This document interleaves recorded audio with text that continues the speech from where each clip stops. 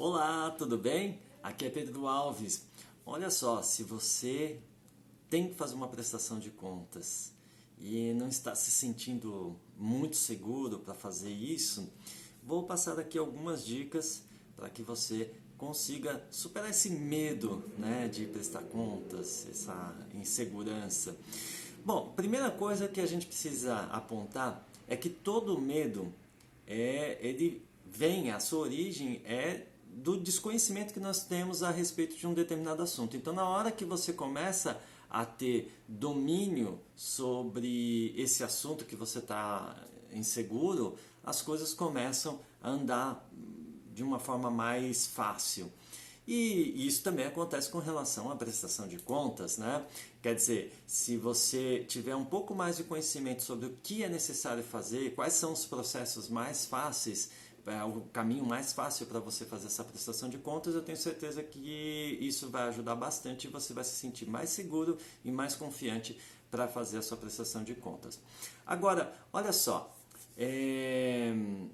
quando a gente fala de prestação de contas, eu acho que logo de cara vem aquela questão da burocracia, né? De um monte de nota fiscal que você tem que organizar e de repente fazer uma prestação de contas por um edital que você ganhou, ou de repente a prestação de contas de uma lei de incentivo à cultura que você está utilizando, ou às vezes pode até ser mesmo que você tem um compromisso com a sua equipe, com seus parceiros, de repente ter uma transparência daquele investimento que foi feito, ou você precisa fazer uma prestação de contas para o seu patrocinador, para que ele saiba exatamente como é que o dinheiro foi gasto, onde o dinheiro dele foi investido na sua obra de arte, enfim. Tem vários tipos de prestação de contas. Então, vou tentar aqui abordar de uma maneira mais geral para ajudar você a tentar ajudar a caminhar por uma trajetória um pouco mais fácil, um pouco mais tranquila. Bom, olha só, primeira coisa que você deve fazer com relação à prestação de contas é prestar atenção no documento fiscal que vai fazer parte dessa prestação de contas. Ou seja, o que eu quero dizer com isso? Presta atenção porque às vezes você vai pegar lá um recibo de táxi, recibo de xerox, sei lá, recibo de lavanderia, tal. Isso tudo não tem validade fiscal. E é difícil de comprovar isso. Então, foca em ter documentos fiscais que sejam realmente válidos. E quais são os documentos fiscais para você se sentir seguro e não ter erro, não ter assim, tipo assim, não tem conversa. Tá aqui o documento e foi gasto isso. Quais são esses documentos? Nota fiscal e cupom fiscal. Então, se você estiver numa loja, vamos supor que você for comprar tinta para fazer a cenografia e o atendente fala assim, toma aqui o orçamento, ou o papelzinho do ticket, ou qualquer outra coisa, recibo, você vai falar, não, quero nota fiscal. Né? E se ele não tiver nota fiscal, se ele tiver cupom fiscal, ok, cupom fiscal, mas tem que vir escrito lá, cupom fiscal. Às vezes no cupom fiscal vem escrito também documento, DANF, né? Documento auxiliar de nota fiscal eletrônica. Isso sim tem validade, tá? Ou nota fiscal. É isso que tem validade, é isso que vai fazer você ter mais segurança com relação à sua prestação de contas. Outra coisa importante é que na hora de efetuar essa compra, você peça para que o atendente da loja coloque o CNPJ da sua empresa. Se você é o proponente desse projeto, se você estiver trabalhando num edital ou numa lei de incentivo à cultura, precisa saber quem é que propôs aquele determinado projeto. E aí toda a nota fiscal tem que sair com o CNPJ do proponente, tá? Bom, e mesmo que seja de uma maneira mais informal, como eu falei, de repente fazer essa prestação de contas com os seus parceiros, também é interessante que se defina quem é o proponente, né? Quem é a produtora daquele evento, e aí todas as notas daquele projeto saem sempre no mesmo CNPJ, e aí você sempre faz um pagamento através da conta daquele CNPJ. Isso já vai dar mais transparência e fica tudo mais fácil e mais assim, mais formalizado, né?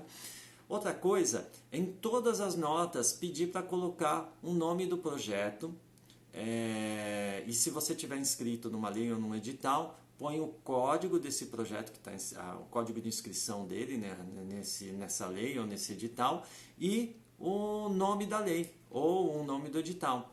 Isso tudo faz com que essa nota, esse documento, ele fique muito claro que ele foi comprado especialmente para o seu projeto. Isso dá muita transparência. E lógico, se você estiver trabalhando com lei de incentivo ou com edital, isso vai ser obrigatório. Então, toda lei é obrigatório que você coloque o nome do projeto, o código desse projeto e o nome da lei que você está utilizando. Outra coisa importante principalmente para quem vai emitir nota de fiscal de cachê, né? Um cara vai fazer a nota fiscal, sei lá, de assistente de direção, outro de assistente de produção, outro de ator, que vem escrito serviços prestados de ator para o espetáculo tal, e também seria interessante que colocasse a data, de tal a tal período, certo? Porque aí fica tudo mais claro também, esse cara trabalhou quando nesse projeto. E isso tudo vai deixando a sua prestação de contas mais robusta. Quando você começa a fazer gastos que, vamos supor que você tem essa necessidade de gastar com táxi, sei lá, com ônibus, com outras coisas que não estão, que não tem esses documentos que a gente pode falar que são documentos mais válidos, fiscais, é melhor você fazer uma contabilidade dessas pequenas despesas e depois inserir esses gastos na sua prestação de serviços. Essa é a melhor forma. Então, por exemplo, vamos supor que eu seja um diretor diretor de um show, tá? E eu gastei, sei lá, R$80 de Uber.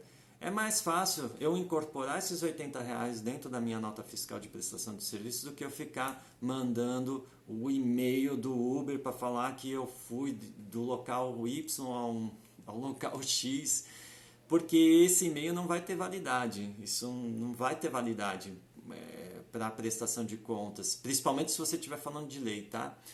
De lei de incentivo ou de edital. Então, e lógico, você até pode, perante as pessoas da sua equipe e tudo mais, lógico, você pode falar, ó, tá, aqui eu estou ganhando R$80 a mais porque eu tive esse gasto de Uber.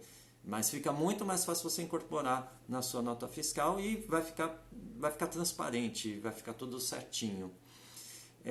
Outra coisa que eu acho que é importante na questão de prestação de contas é você verificar quais são as suas obrigações perante o edital que você está participando, perante a lei que você inscreveu o seu projeto, porque você sabendo das suas obrigações, isso vai te dar segurança logo no início das despesas. Né? Porque o que eu vejo é que muitas vezes as pessoas saem fazendo as despesas e depois é que elas correm atrás da informação, e aí já é tarde. Aí, às vezes já é tarde, né? Às vezes não dá tempo mais de fazer uma carta de correção, não dá tempo mais de reorganizar aquela despesa, de fazer um estorno, né? Às vezes fez uma despesa que não vai conseguir comprovar, e aí o que você deve fazer? Você deve estornar, ou seja, devolver aquele dinheiro e fazer uma nova despesa com aquele documento fiscal formalizado, com o processo certo, entendeu? Então, muitas vezes as pessoas acabam se atrapalhando por não atentarem a essas obrigações antes de executar o projeto. Então, olha só, para você perder o medo da prestação de contas, qual que é mesmo a nossa dica mais valiosa de todas? É ter conhecimento de quais são as suas obrigações, tanto na lei de incentivo que você tiver inscrito no seu projeto, como no edital, como também, de repente, com os seus parceiros. Às vezes você tem algumas obrigações com os seus parceiros e eles querem saber onde você gastou aquele determinado dinheiro que de repente foi uma vaquinha que vocês fizeram, sei lá, né?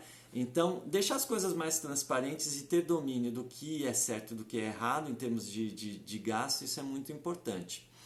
E lógico, depois em outros vídeos nós vamos poder aprofundar um pouco mais esse tema de prestação de contas. Eu sei que tem muita gente que tem dúvida, por exemplo, sobre como eu devo, sei lá, emitir a minha nota fiscal, sendo que eu sou o proponente do projeto. Como é que eu faço isso? Legal, isso é um tema interessante para a gente abordar. Outro tema, cupom fiscal.